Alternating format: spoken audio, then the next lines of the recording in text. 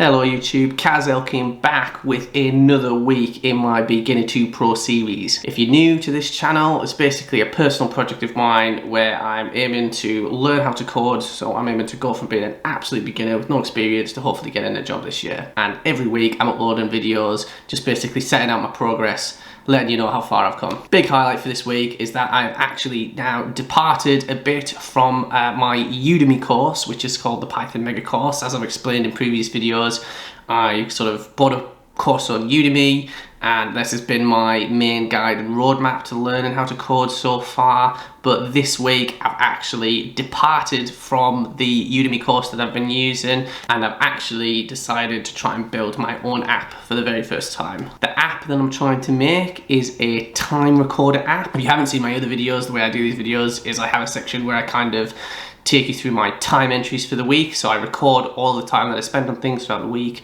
on a website called Toggl, and then I kind of like show you all of my time entries for the week, what I've spent time on, and I've decided to just try and make my own version of this. So I'm gonna have my own app either on my phone or on my computer or both, where I can basically just record my own time entries, set out my own time entries, and then when I come to this part of this video, I'll have my own app to show you my time entries for the week and what I spent my time on. And that's going to be the main focus of my efforts going forward, I think. I'm at the point now where proceeding with the Python Mega Course actually isn't feeling like the best use of my time. It's not feeling like it's been the most beneficial way for me to spend my time throughout the week. So I thought that it would just be a good idea to actually just put more time and effort into making my own project, making my own app, and sort of like fleshing it out from start to finish. I did make one of the Python Mega Course apps this week though, as I explained in my other videos and in my resource selection video, so if you haven't seen it, you might want to check that out. But this Udemy course that I've got basically has like 10 projects that it has you build.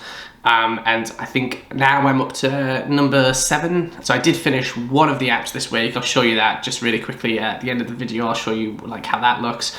But the way the course is structured, it basically, you get onto a new section, and the course instructor basically pitches the project. It's like, okay, we're going to make this. You might recall in one of my previous videos, I made like a feel-good app where it kind of like just generates quotes based on how you're feeling. And the way it usually works is kind of like each app involves learning the basics of like some library or some framework within Python.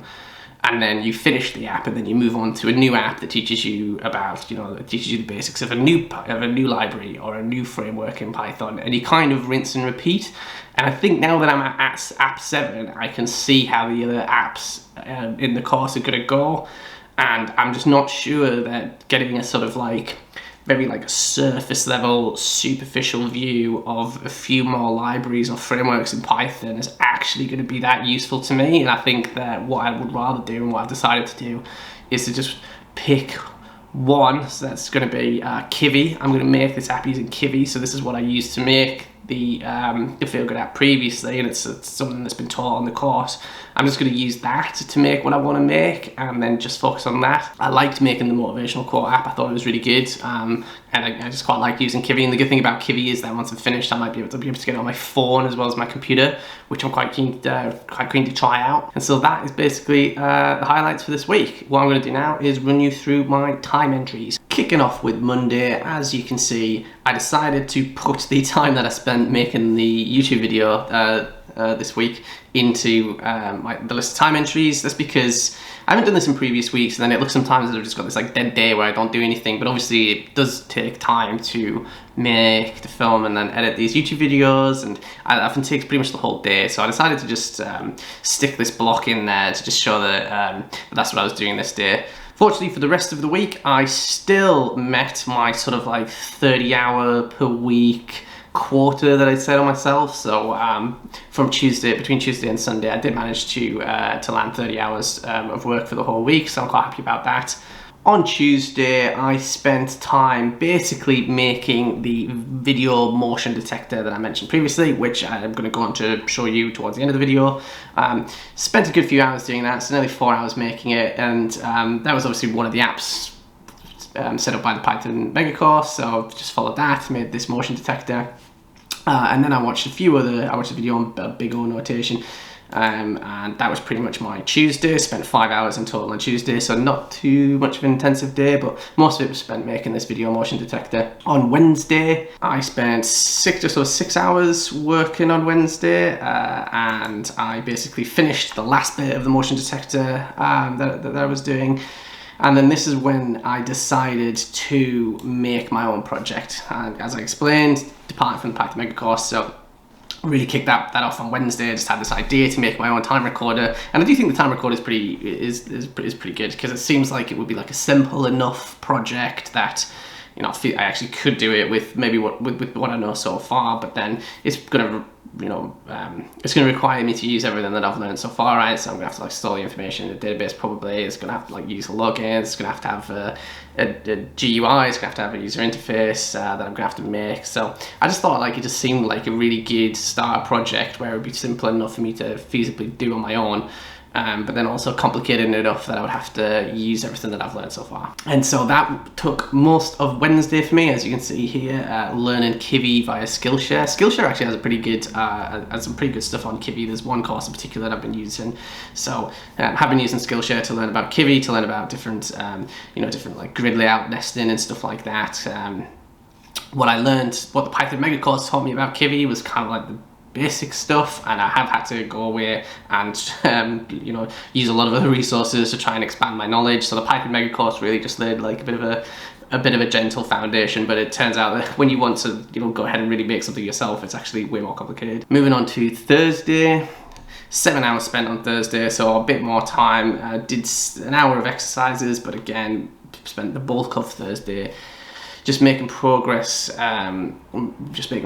with this time recorder app. I'm not going to show you the time recorder app this week because I don't think that I've done enough to the point where it's actually like worth showing you. But what I will say is there's a pretty big difference between having a project idea set down in some kind of course with an instructor that tells you what you're going to do, and then just kind of like being on your own to make all of your own decisions and having to like work out for yourself what you're going to do. So it's like I find it way quicker to make these Python Mega course apps than it is to try and do my own thing than it is to try and make this. So making this time recorder app has gone a lot slower than the Python Mega course apps, because if I encounter some problem, I have to work out what the problem is and like what I need. I don't know, it's just taking me longer to solve things on my own with my own stuff.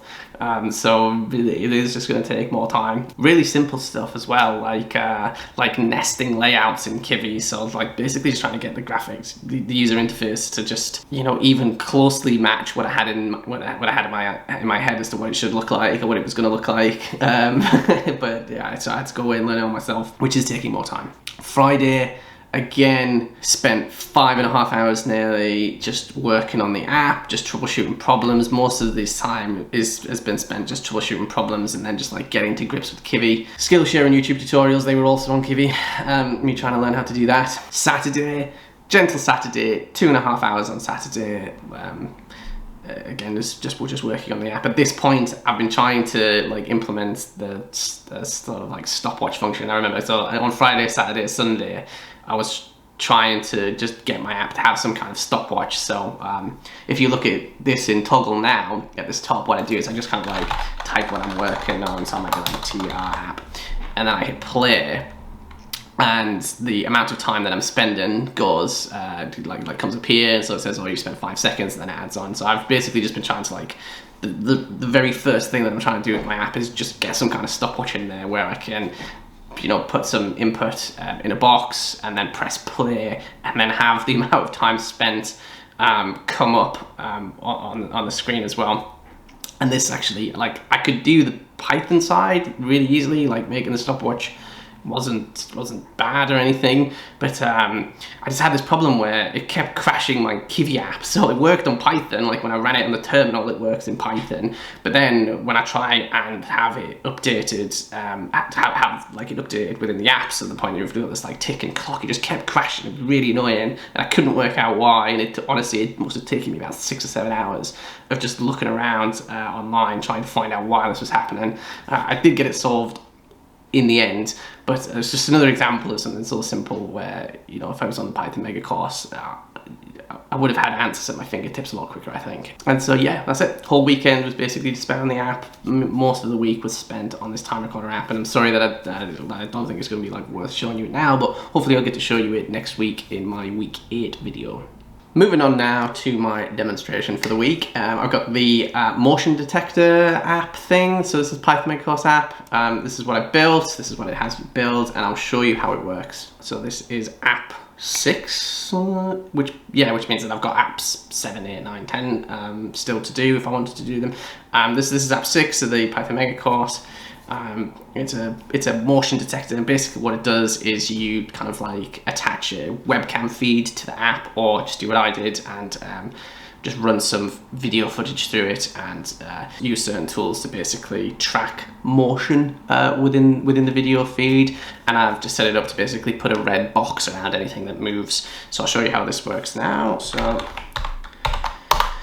it's pretty simple. So I recorded this footage. This is just me stepping in and out of the frame, but here we go. And as you can see, I've got these red boxes popping up all over the place. Had I put more time and effort into this, I probably would have been able to optimize things and make things, you know, a little bit better, such that I didn't get all of these different repeating boxes across like different points of like my eyebrows and like shit like that, and like all of the little bits of movement that are going on. But this is what I did. It didn't take that particularly long, to be honest. It really only took Tuesday and then a bit of Wednesday morning to get this going, and that is pretty much it.